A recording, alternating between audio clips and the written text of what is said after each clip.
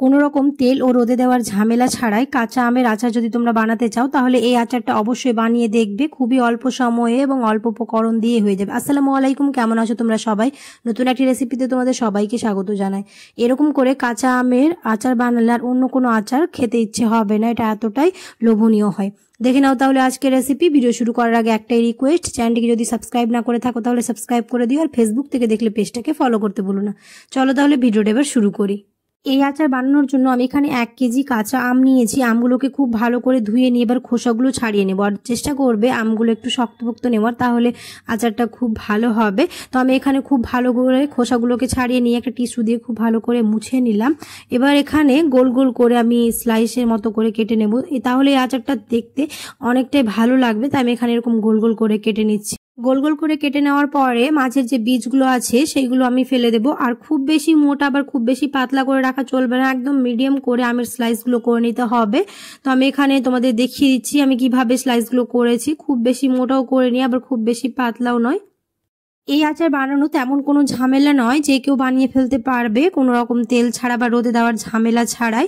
তো আমি একটা মিক্সিং বোলের মধ্যে সবগুলো আম নিয়ে নিলাম। এবার এর মধ্যে দিয়ে দেবো হচ্ছে চিনি। আমি এখানে 1 বাটি চিনি দিয়েছি, তোমরা চাইলে এখানে কম বেশি করে নিতে পারো। আর দিয়ে দিলাম হচ্ছে ভিনিগার, এখানে আমি দিয়েছি 1/3 কাপ ভিনিগার। আর দিয়ে দিব হচ্ছে 1 চামচ নুন। দিয়ে খুব ভালো করে মিশিয়ে নিয়ে এটাকে রেখে দেবো 1 থেকে 2 ঘন্টার জন্য।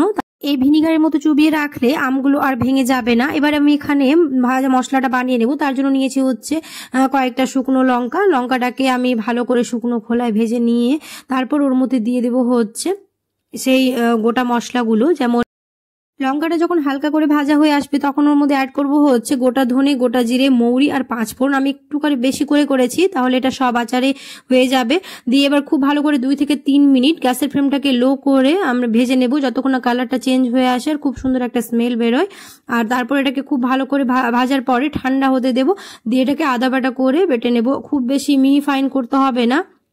তো এখানে মশলার কালারটা চেঞ্জ হয়ে এসছে, আমার এটা ভাজা হয়ে গেছে। এবার এটাকে ঠান্ডা হতে দেবো কিছুক্ষণ, কারণ ঠান্ডা অবস্থায় এটাকে যদি ব্লেন্ড করি তাহলে ভালো হবে না। এটাকে ঠান্ডা করে তারপর ব্লেন্ড করতে হবে। আর ওইদিকে আমার 2 ঘন্টা হয়ে গেছে, আর এদিকে খুব ভালোভাবে চিনিগুলো গলে এসছে। এবার আমি একটা কড়াইয়ের মধ্যে ওইগুলো দিয়ে দেব, দিয়ে গ্যাসের ফ্লেমটাকে অন করে দেব। আর পুরোপুরি চিনি তো এখনো গলে যায়নি, তার জন্য আমি কিছুক্ষণ যাতে চিনিটা গলে যায় তার জন্য 2 থেকে 3 মিনিট এরকম হালকা হাতে নেড়ে চেড়ে দেবো।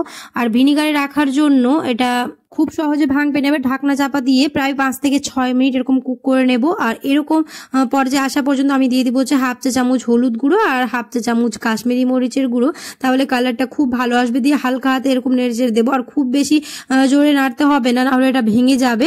তার জন্য আমি হালকা হাতে এরকম নেড়ে চেড়ে দিয়েছি। দিয়ে আবার 5 থেকে 6 মিনিট আমি আবার কুক করে নেব। ভিনিগার দিয়ে রাখার জন্য আমটা খুব নরম হয়ে গেছিল, কিন্তু এখন দেখতে পাচ্ছ আমটা শক্ত হয়ে আসছে। এই পর্যায়ে এসে দিয়ে দিব হচ্ছে নুন। আমি এখানে একটুখানি সাধারণ নুন দিয়েছি আর বিট নুন, তাহলে এটা খেতে খুব ভালো লাগবে। দিয়ে হালকা হাতে আবার একটুখানি নেড়ে চেড়ে দিয়ে 2 থেকে 3 মিনিট আমি কুক করে নেব।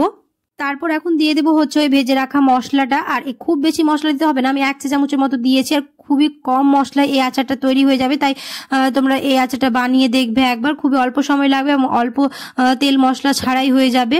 মশলাগুলো দেওয়ার পরে 1 থেকে 2 মিনিট কুক করে নেবো, যাতে মশলাগুলো আমের মধ্যে খুব ভালোভাবে ঢুকে যায়। আর যে আমের এক্সট্রা পানি ছিল সেটা তো শুকিয়ে গেছে। এইগুলো যে দেখতে পাচ্ছ এটা চিনি শিরা। আমি গ্যাসটা বন্ধ করে দিয়েছি, তারপর পরিবেশন করছি। আর দেখতেই পাচ্ছ কতটা লোভনীয় লাগছে।